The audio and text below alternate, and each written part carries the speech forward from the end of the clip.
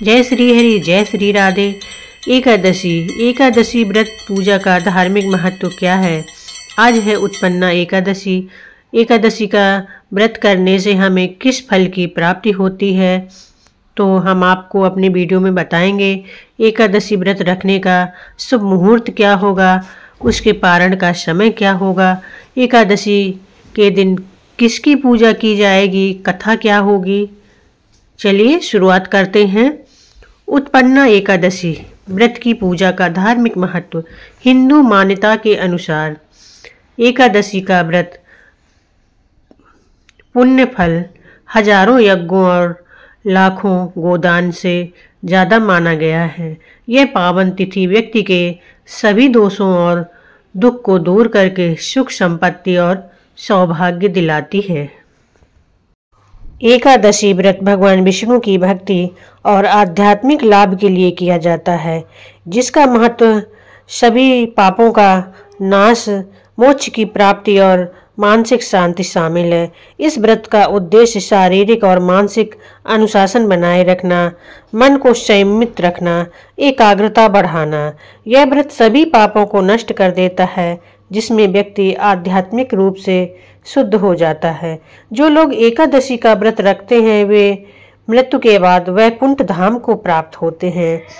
यह व्रत व्यक्ति के भक्ति, संयम और अनुशासन की भावना को जगाता है और उसे भक्ति मार्ग की प्राप्ति कराता है।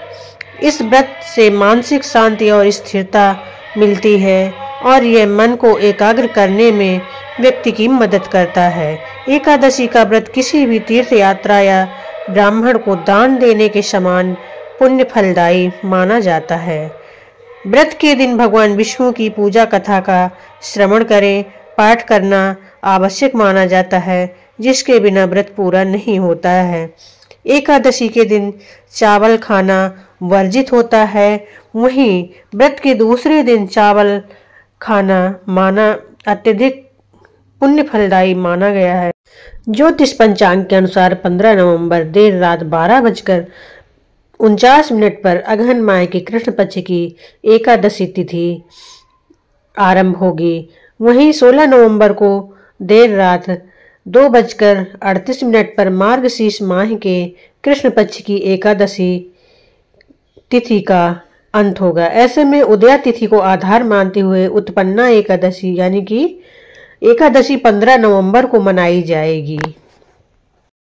प्राचीन काल में मुर नामक एक शक्तिशाली दैत्य था, जिसने देवताओं को परेशान कर रखा था। भगवान विष्णु ने उससे युद्ध किया, लेकिन उसे हरा नहीं पाए। युद्ध के मैदान में भगवान के शरीर से एक स्त्री उत्पन्न हुई, जिसने अपने पराक्रम से मुर दैत्य का वध किया। भगवान विष्णु ने उस देवी का नाम एकादशी रखा, क्योंकि वह उनकी 11वीं इंद्री यानी कि मन से उत्पन्न हुई थी। जिस दिन यह देवी उत्पन्न हुई वह एकादशी कहलाया, और जिस दिन उन्होंने राक्षस को मारा वह द्वादशी कहलाया। एकादशी व्रत की कुछ अन्य कथाएं भी प्रचलित हैं, जैसे कि अजा एकादशी व्रत की कथा। सत्यवादी राजा हरिश्चंद्र एक बार अपनी समस्याओं से दुखी हुए। उनकी मदद के लिए गौतम ऋषि आए। गौतम ऋषि ने उन्हें भाद्रपद मास के कृष्ण पक्ष की अजा एकादशी व्रत करने की सलाह दी।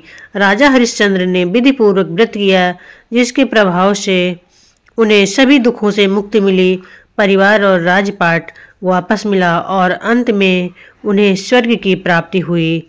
निर्जला एकादशी यानी कि इस एकादशी का महत्व यह है कि इस एकादशी में आप बिना पानी पिए इसका व्रत रखते हैं तो आपको स्वर्ग की प्राप्ति होती है। इसकी कथा कुछ इस प्रकार है। पांडवों में भीमसेन को बहुत भूख लगती थी, इसलिए वह अन्य पांडवों की तरह हर एकादशी का व्रत नहीं रख पाते थे। अपनी इस चिंता को लेकर वह महर्षि व्यास के पास गए। महर्षि व्यास ने उन्हें जेठ मास की निर्जला एकादशी का व्रत रखने की सलाह दी, जो पूरे वर्ष में सभी एकादशियों के बराबर फल देता है। भीमसेन एकादशी में निर्जला एकादशी का व्रत किया जाता है और इस व्रत के प्रभाव से उन्हें स्वर्ग की प्राप्ति हुई।